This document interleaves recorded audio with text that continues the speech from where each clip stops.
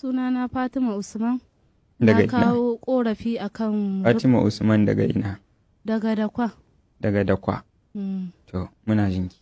Na kawo korafi ne akan rufe mijina da aka yi. Wata 7 yanzu da rufe shi kenan da aka yi. Menene dalilin rufe shi da aka yi? Akan kasuwancin shi ne aka rufe shi. Wane irin kasuwanci yake yi? Yana canji ne a Zamfo. Canji. Mm. A nan Abuja. A nan Abuja. Zonfo. Eh. To, ya aka yi har aka kama shi?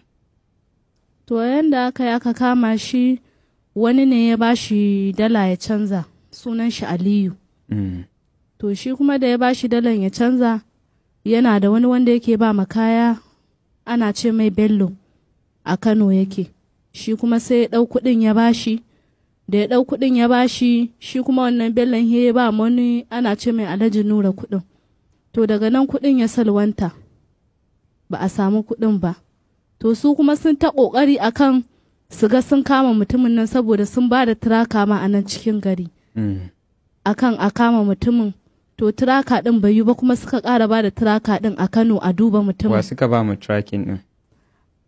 To a nan dai cikin gari suka ba da tirakin ɗin a yi. Ok, bai dai ki san wani ne. Eh ban san wa aka ba ma Dai kin tiraka san an ɗin. ba da aikin a yi tracking. A yi tirakin a duba shi. Mm. To da bai yi ba kuma ya suka ƙara ba da a cikin Kano a yi tirakin ɗin mutumin. Mm. To da aka yi tirakin ɗin shi ma a Kano dai ba a same shi ba.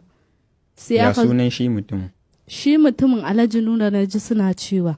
Alhaji Nura. Shi wanda ya gudu da kuɗin kenan ba. Ko za ki iya sanin wanda ya haɗa shi da mijinki? Shi Alhaji shi Bello, shi Aliyu, Eh, shi ne ya haɗa mijinki. mijina da wannan kuɗin. Shi kuma Bello shi ya haɗa Alhaji Nura da babansa akan kuɗin. To muna jinki. To da aka zo aka yi tiraka ɗin ba a same shi ba kwata-kwata a Kano, ranan sai aka zo har gida. Ma'aikata ne su 3 suka zo har gida suka kama shi. Mm. Da suka kama shi sai suka taho da shi nan cikin garin Abuja. Har gidanku suka zo Har suka cikin kama gida suka zo suka kama shi. shi mijinki. Suka sallama kofar gida Mm. sai ya fito. Mm. Da ya fito sai suka ce to suna so za su tafi da shi ne. Mm. To ya ce musu to sai ya bi su sai suka tafi. Mm. Da aka kawo shi nan cikin Abuja sai aka ajiye shi sai ya kwana a nan cikin gari. Ban san dai a ina bane aka ajiye shi a cikin Abuja nan. Mm. Da aka kawo shi sai suka Ran da tafi. aka tafi da shi ba wanda ya bi shi ne. Ran da aka tafi da shi babu wanda ya bi shi. To ɗan dakata a nan. Jama'a ina so in yi amfani da wannan damar mu yi kira ga al'umma. Ya kamata mu sani in an zo tafiya da mutum ba dabba aka zo tafiya da shi ba. Kuma ko dabba ne ma in dai ka ɗauke ta da muhimmanci ya kamata ka bi ka san ina aka kai ta. Wani lokaci sai a zo a ɗauki mutum kawai sai ka ga tsoro ma ya hana mutane su tambaya shin ku daga ina kuke. Ku gabatar mana da kanku. In sun gabatar da kanku din in sun gabatar muku kuna faɗa duk daman da za ku tambayi mutum. Kada mutum ya zo wai shi sauri in sauri yake yi me yasa bai kamo gobe ba ya zo gurin. In dai zai iya haƙuri har ya taso daga inda yake ya zo inda ba a hana mutum ya kama in dai akwai bincike da ake so ba a hana ba amma kai ma ka bincika waye shi wanda ya zo kama naka. Daga ina yake sannan in so samu ne ba yanda za a tafi da mutum ba tare da wani ya bi ba ko da ba su zai bi ba zai iya ɗaukan mota ko mashin ya bi su zai je ya ga shin ina aka kai ɗan uwan nan nawa da aka zo kama hakan yana da kyau amma yanzu wai aka zo sai kaga an zo cikin anguwa ma an kama mutum amma yan anguwanni abin ya zama musu abin kallo sai a zagaye kawai a kalla an tura mutum a mota an tafi da shi bai yi ba muna jinki. To shi ne da aka tafi da shi, ya ce aka kwana da su a cikin gari sai aka tafi da su Kano. Da aka je Kano sai aka kamo wannan Nura, wai Bello. Shi asalin wanda ya tura ma shi wanda ya ba shi kuɗi Bellon shi ya ba ma kuɗi. Sai aka kama sai aka tafi da su a Kure. To shi ne da aka tafi a Kure. Aka kai su. Da aka kai su a Kure tsawon a ina? Zone 17. Zone 17. Zone 17 aka ajiye su. To da aka tafi da su a Kure sai da aka kai wata 4 a Akure din tukun sai da ma aka fara neman belin ɗin shi tukun aka kai kes ɗin kotu. Kuma da aka kai kes ɗin kotu alƙali bai ba da belin ɗin shi ba kwata-kwata. Shi mijinki? Shi mijin nawa kuma. Wani kotu aka kai? Wallahi kotun ne dai ni ban san sunan kotun da aka kai shi ba. Tun da aka kai mijinki a Kure akwai wanda ya taɓa bi? Akwai wanda ya taɓa bi, sunan shi ɗan uwan shi sunan shi Abdullahi. Ya je? Ya je. Ya je kotun? Akwai kuma wani ma shi ma yana nan Lagos ban san sunan shi ba amma ina da namban shi yanzu. Shi ma ya je wurin shi da aka rufe shi. To da aka kai shi wurin, bayan an kai shi wurin sai da aka fara neman belin tukun sai aka kai su ƙara kotu. Bayan an kai su ƙara kotu alƙali sai ya ƙi ba da belin, dama su 6 kamar na ji an ce an kama su. To su 6 nan aka sake mutum 4. A cikin mutane 4 nan da aka sake su an ce an samu miliyan 55 a hannun ɗaya daga cikinsu, wanda kuma ana tunanin kuɗin nan ta hannunsu yake, su suka saci wannan kuɗin, kuma su an riga da an sake su sun tafi ba maganansu. Kuma a wannan zaman da suke yi a wata 7 ɗin nan ba wai a cikin prison suke ba, a cikin cell ne aka ajiye su tsawon watanni 7 ɗin nan da aka rufe su. A cikin cell? A cikin cell. Na 'yan sanda? Na 'yan sanda ne to. Wata nawa? Watan shi 7 yanzu. Da kama shi da aka yi aka rufe shi a cikin sel.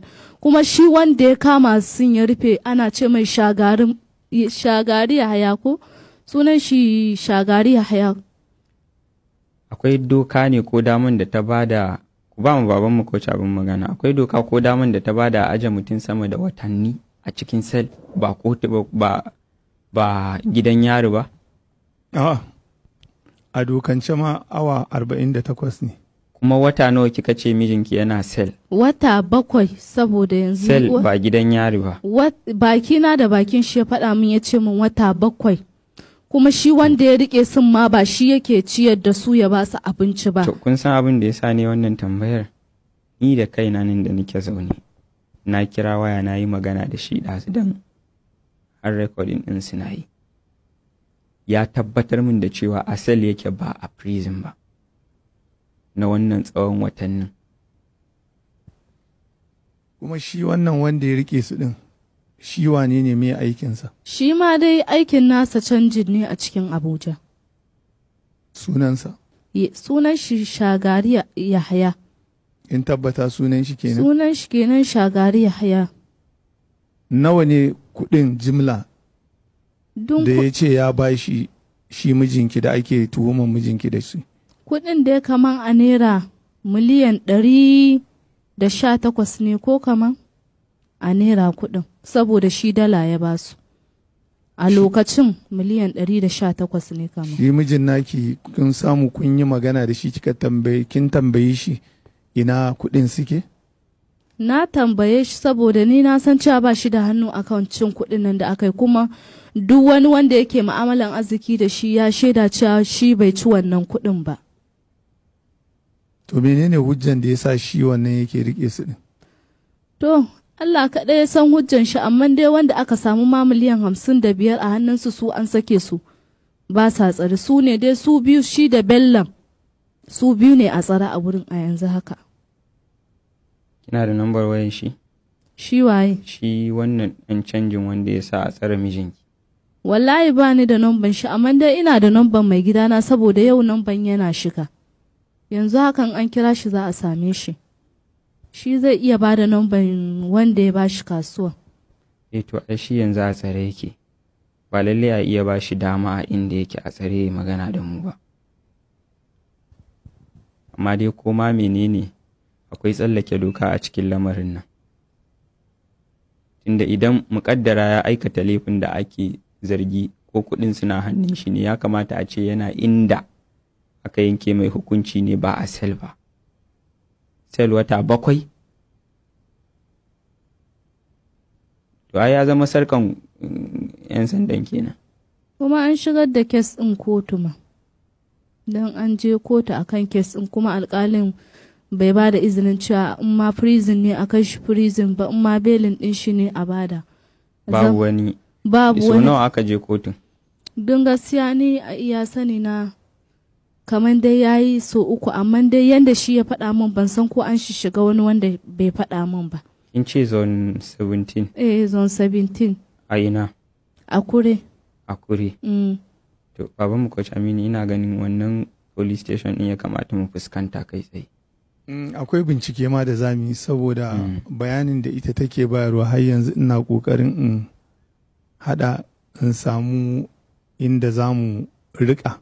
Ka gane a maganan nan. Saboda har yanzu dan shi IPO din da yake kan case din a police station din duk da dai an ce maganin ta je kotu, to kaga ta fita a hannun IPO kenan, amma ya ki yadda ya ki yadda ya ba da wani muhimmin bayani na dalilin da ya sa har aka rike shi na wannan tsawon lokacin a cikin police station. Idan muka yi bincike za mu gane koma menene yake faruwa akan dalilin ajiye shi a wurin tsawon wata 7, kuma wane ne yake ajiye shi a wurin. A hukumance dai ba daidai ba ne a ajiye mutum a sel ya wuce awa 48 ba kai shi kotu ba, ko da kisa yi, balle wannan magana ne na kuɗi. Yanzu abin da za ki je ki zauna bayan shirin za mu yi wannan binciken insha Allah. Amma dai ya kamata mu dinga sani cewa in aka irin wannan abin ya taso, saboda muna samun irin wa'innan korafi. Akwai wani korafi da muka ansa kwanakin baya, rashin bincike akan maganin shi ya kai wanda mijinta yake a gidan yari har zuwa tsawon wajen shekara 5. Mu a yi haƙuri zan faɗi wata magana, wani lokaci kamar ba mu san doka ba, kuma ba mu san yadda za mu bi ta ba, sannan kuma wani lokaci muna kasa gane 'yancin kanmu a matsayinmu na 'yan ƙasa. Su wa'innan mutanen da suka je, wanda kika ce mutum 2 sun taɓa zuwa, sun same shi a police station ne ko a ina suka same shi? Su mutane 2 nan da suka je a dai wurin da aka ajiye shi suka same shi. Sun yi magana da shi? Sun yi magana da shi. Kin ga yanzu ina shatin a waje na gaya miki, a matsayinki ba ma ke kaɗai ba ne, matar shi ku 2 ne yadda kika gaya mu. Mu 3 ne. Ku 3 ne. To kaga ya kamata a ce daga wannan lokacin zuwa yanzu a cikin ku matan ma wata ta halarci inda take, ta samu wa'innan bayanan da muke miki tambaya akai. To ne abin da yasa ban je ba tun da ya tafi bani da wani cikakken lafiya ne yasa har yau ban bi shi ba.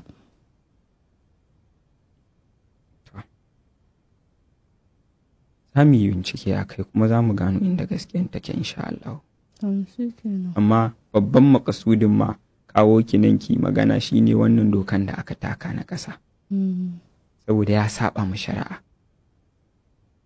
Babu inda yake a aje mutum tsawon wata 7 a cikin sel, ba gidan yari ba komai ba. Ki je ki zauna. Za mu yi bincike akai insha Allah, mun yi police.